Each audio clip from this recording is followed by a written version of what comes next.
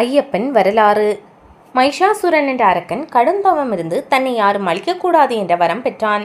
முப்பெரும் தேவியர் சண்டிகாதேவி என்ற அவதாரம் எடுத்து மைஷாசுரனை வதம் செய்தனர். மைஷாசுரனின் சகோதரி மைஷி தன் சகோதரன் கொல்லப்பட்டதற்கு பரிகாரம் காண்பதற்காக கடும் தவம் இருந்தாள். ஒரு ஆணுக்கும் இன்னொரு ஆணுக்கும் பிறக்கும் குழந்தையால் தான் தனக்கு அழிவு வர வேண்டும் என்ற வரத்தை பெற்றாள். மைஷியை அழிப்பதற்காக ஐயப்ப அவதாரத்தை சிவபெருமான் உண்டாக்கினார். பார்க்கடலை கடைந்தபோது அசுரர்களை மயக்க திருமால் மோகினி அவதாரம் எடுத்தார். அவர் அழகைக் கண்டு பரவசமடைந்த சிவன் அவளை தழுவினார். இதனால் சிவவிஷ்ணுவின் ஆற்றல் கொண்ட தர்மசாஸ்தா அவதரித்தார். பந்தள மன்னர் ராஜசேகரன் குழந்தை இல்லாமல் இருந்து வந்தார். அவர் தனக்கு குழந்தை பிறக்க வேண்டும் என்று சிவனிடம் தினமும் மனமுருக வேண்டினார். மார்கழி மாதம் உத்திர நட்சத்திர தினத்தன்று பந்தள மன்னர் காட்டிற்கு வேட்டையாட சென்றபோது அங்கு கிடந்த ஒரு குழந்தையை கண்டெடுத்தார். அந்த குழந்தையை அரண்மனைக்கு எடுத்து வந்தார். வழியில் முதியவர் வடிவில் தோன்றிய திருமால் குழந்தை கழுத்தில் கனகமணி மாலை அணிவித்து மணிகண்டன் என்ற பெயரை சூட்டினார். குழந்தையை ராணியிடம் பந்தள மன்னர் கொடுத்தார். ராணி மகிழ்ச்சியடைந்தாள். அந்த குழந்தையை தாலாட்டி சீராட்டி வளர்த்தாள். அந்த குழந்தை அற்புதங்கள் பல செய்து எல்லோரையும் ஆச்சரியப்பட வைத்தது. குருகுலத்தில் சேர்க்கப்பட்ட மணிகண்டன் எல்லா கலைகளிலும் தேர்ச்சி பெற்றான். குருவின் வாய் பேச முடியாத மகனை பேச வைத்து அற்புதம் நிகழ்த்தினான். இந்த நிலையில் ராணிக்கு அழகான ஒரு குழந்தை பிறந்தது. அந்த குழந்தைக்கு ராஜராஜன் என பெயர் சூட்டினார். என்றாலும் பந்தள ராஜா தன் முதல் மகனான மணிகண்டனுக்கே பட்டம் சூட்ட விரும்பினார். இதை மந்திரி ஒருவர் விரும்பவில்லை. ராணி மனதை மாற்றி மணிகண்டனை விரட்ட முடிவு செய்தார். மந்திரி திட்டப்படி ராணி தலைவலி வந்தது போல நடித்தாள். புலிப்பால் கொண்டு வந்தால்தான் ராணி தலைவலியை சரிப்படுத்த முடியும் என்று மருத்துவர்களை அந்த மந்திரி சொல்ல வைத்தான். புலிப்பாலை யார் கொண்டு வர முடியும் என அரசவையில் உள்ள எல்லோரும் திகைத்து நின்றனர். அப்போது மணிகண்டன் நான் காட்டிற்குள் சென்று புலிப்பாலை கொண்டு வருகிறேன் என்று கூறி புறப்பட்டு சென்றான். காட்டிற்குள் மணிகண்டனுக்கும் மகிழ்ச்சிக்கும் கடும் போர் ஏற்பட்டது. மகிழ்ச்சியை அம்பு எய்தி மணிகண்டன் வீழ்த்தினார். தன்னை வீழ்த்தியது ஆணுக்கும் பிறந்த ஒருவன் என்பதை உணர்ந்த மகிழ்ச்சி மறு உருவம் பெற்று எழுந்தாள். ஐயப்பனை திருமணம் செய்து கொள்ள விரும்பினாள். ஆனால் இந்த அவதாரத்தில் பிரம்மச்சாரியாக வாழப்போவதாக கூறிய ஐயப்பன் அவளை தனது இடது பக்கத்தில் சிறு தூரத்தில் நிலைக்கொள்ளும்படி செய்தார். அவளே மஞ்சமாதா என்று அழைக்கப்படுகிறாள். அதன் பிறகு புலி மீது ஏறி பந்தள நாட்டு அரண்மனைக்கு ஐயப்பன் திரும்பி வந்தார். அவரை கண்டு அனைவரும் பயபக்தியுடன் வணங்கினார்கள். 12 வயது முடிந்ததும் தான் ஒரு தெய்வப்பிரவி என்பதை பந்தள மன்னர் ராஜசேகரனுக்கு ஐயப்பன் உணர்த்தினார். தனக்கு சபரிமலையில் ஆலயம் எடுக்க உத்தரவிட்டார். சபரிமலையில் தான் ஒரு அம்பை எய்வதாகவும் அந்த அம்பு எந்த இடத்தில் போய் விழுகிறதோ அங்கு கோவில் கட்டும்படி அருள்பாலித்தார். அதன்படி பந்தள ராஜா ஐயப்பன் கோவிலை கட்டினார். பரசுராமர் உதவியுடன் மகர சங்கர நாளில் சனிக்கிழமை என்று கோவில் கட்டி திறக்கப்பட்டது. இருமுடி கட்டி தம்மை தரிசிக்க வரும் பக்தர்களுக்கு ஆண்டுதோறும் மகர சங்கராந்தி என்று ஐயப்பன் ஜோதி வடிவில் இன்றும் அருள்பாலித்து கொண்டிருக்கிறார். சுவாமி ஐயப்பனின் சின்முத்திரை உணர்த்தும் தத்துவம். சபரிமலையில் ஆனந்த ஸ்வரூபன் ஐயப்பன் அமர்ந்து தரிசனம் தரும் நிலை வித்தியாசமானது. இது ஆசன ரூபம் எனப்படுகிறது. யோக பாதாசனம் அல்லது யோக சித்தாசனம் என்றும் கூறலாம். சுவாமி ஐயப்பன் தபசினை காண்பிப்பதாக பூரண தபோவர தியான ரூபத்தில் இருக்கிறார். ஐயப்பனின் கால்களை சுற்றியுள்ள வஸ்திரத்திற்கு வஸ்திரபந்தம் அல்லது யோகப்பட்டம் என்று பெயர். ஐயப்பனின் வலது திருக்கரம் சின்முத்திரை என்ற ஞானமுத்திரை காட்டி பக்தர்களை ஆசீர்வதிக்கிறது. இந்த முறையில் 3 விரல் நீட்டியும் ஆள்காட்டி விரல் மடக்கி கட்டை விரலோடு சேர்க்கிறது. இதன் பொருள் ஆணவம், கண்மம், மாயை ஆகியவற்றை எவனொருவன் விட்டுவிட்டு தெய்வ சன்னதியை அடைகிறானோ அவனுடைய ஜீவாத்மாவானது பரமாத்மாவை வந்து அடைகிறது என்று அர்த்தம். ஐயப்ப சுவாமியின் 3 நீட்டிய விரல்கள் ஆணவம், கண்மம், மாயையையும், ஆள்காட்டி விரல் ஜீவாத்மாவையும், கட்டை விரல் பரமாத்மாவையும் குறிக்கிறது. இது தவிர 3 விரல்களை சத்து சித்தானந்தம் என்றும் கூறுவர். அதாவது நான் சத்தியமும் ஆனந்தமும் ஆவேன். நான் என்னுடைய தெய்வீக ஆனந்தத்தில் தினமும் லயித்து கொண்டு இருக்கிறேன். என்னை தரிசிக்க வருபவருக்கு அவருடைய சகல துன்பங்களிலிருந்தும் மோட்சம் தரும் ஆத்ம ஞானத்தையும் 3 காலங்களிலும் சுகம், ஐஸ்வர்யம், சாந்தி இவையெல்லாம் கொடுத்து அருள்கிறேன் என்று ஐயப்பன் சின்முத்திரை காட்டி அருள்பாலிக்கிறார். 18 படிகளும் தெய்வங்களும். சபரிமலைக்கு செல்லும் பக்தர்கள் ஐயப்பனை தரிசிக்க 18 படிகள் வழியாக அனுமதிக்கப்படுவர். அந்த 18 படிகளிலும் 18 தெய்வங்கள் வசிப்பதாக கருதப்படுகிறது.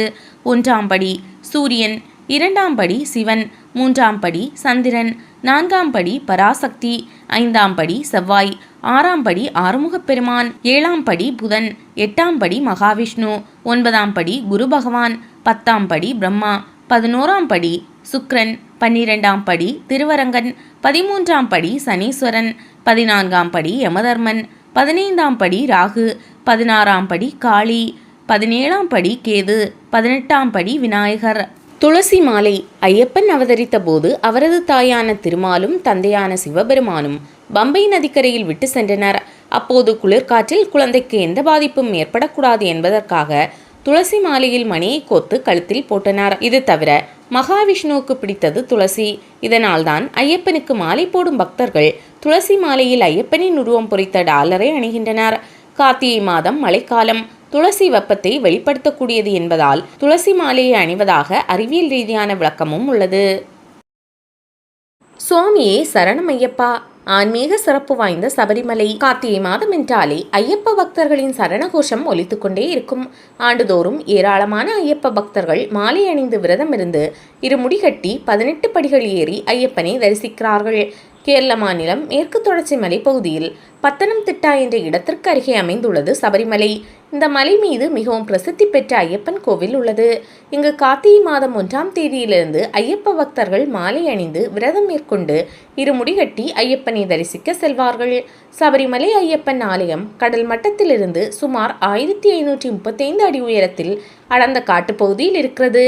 அகிலத்தை காக்கும் அகிலாண்ட கோடி பிரம்மாண்ட நாயகியாக அன்னை லலிதா திரிபுர சுந்தரி இருக்கிறார். இவரை பிரம்மா, விஷ்ணு, சிவன் மூவரும் தவமிருந்து வழிபட்டனர். அவர்கள் முன் தோன்றிய அம்பாளிடம் விஸ்வரூப தரிசனம் காட்டியருள வேண்டும் என்று வேண்டினார். அதன்படியே தன்னுடைய விஸ்வரூப தரிசனத்தை அம்பாள் காட்டினார். அப்போது அந்த தேவியின் இதயத்தில் 1,00,000 இதழ்கள் கொண்ட தாமரை பூவில் ஒரு சக்தி இருப்பதை மும்மூர்த்திகளும் கண்டனர். அந்த சக்தியே மகாசாஸ்தா. அந்த சக்தி தனக்கு பிள்ளையாக பிறக்க வேண்டும் என்று சிவபெருமானும் மகாவிஷ்ணுவும் மனதிற்குள் நினைத்தனர். அதன்படியே சிவனுக்கும் மோகினி அவதாரம் எடுத்த மகாவிஷ்ணுவுக்கும் ஹரிஹர அம்சமாக ஐயப்பன் என்ற பெயரில் அவதரித்தார் சாஸ்தா. தேவர்களையும் மனிதர்களையும் துன்புறுத்தி வந்த மகிஷி என்ற அரக்கியை வதம் செய்த பிறகு சுவாமி ஐயப்பன் தியானம் செய்த இடமே சபரிமலை. சுவாமி ஐயப்பன் தியானம் செய்த இடமே சபரிமலை என போற்றப்படுகிறது. 18 மலைகளுக்கு இடையே சுவாமி ஐயப்பனின் கோவில் இருக்கிறது. இந்த ஆலயத்தை சுற்றிலும் மாளிகைப்புறத்தம்மன், கன்னி மூல கணபதி, வாவா சுவாமி, கடுத்த சுவாமி ஆகிய துணை தெய்வங்கள் உள்ளனர். மலை மீதுள்ள இந்த ஆலயத்தை அடைவதற்கு 2 பாதைகள் இருக்கின்றன. எரிமேலி என்ற இடத்திலிருந்து அடர்ந்த காட்டுப்பகுதி வழியாக 61 கிலோமீட்டர் நடைப்பயணம் செல்ல வேண்டும். மற்றொன்று பம்பை ஆற்றிலிருந்து 5 கிலோமீட்டர் நடைப்பயணம் செல்ல வேண்டும். சபரிமலையானது சுயம்பலிங்க பூமி, யாக பூமி, பலி பூமி, யோக பூமி, தபோபூமி, தேவபூமி, சங்கமம் பூமி என்ற 7 சிறப்புகளை கொண்டது.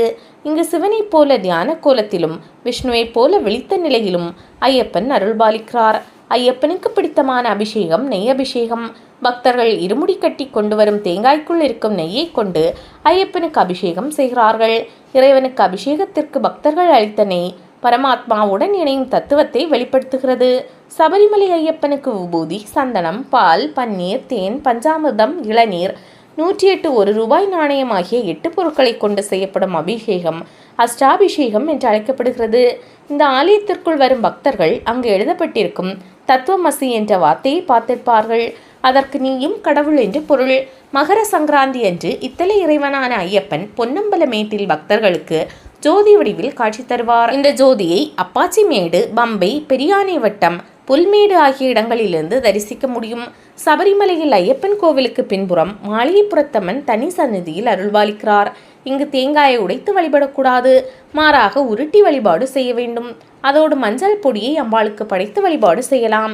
ஐயப்பனை புகழ்ந்து பாடும் பாடல்கள் பல பக்தர்களால் பாடப்பட்டிருந்தாலும் சபரிமலை ஆலயத்தில் நடைசாத்தப்படும் நேரத்தில் இசைக்கப்படும் ஹரிவராசனம் பாடல் மிகவும் முக்கியமானது.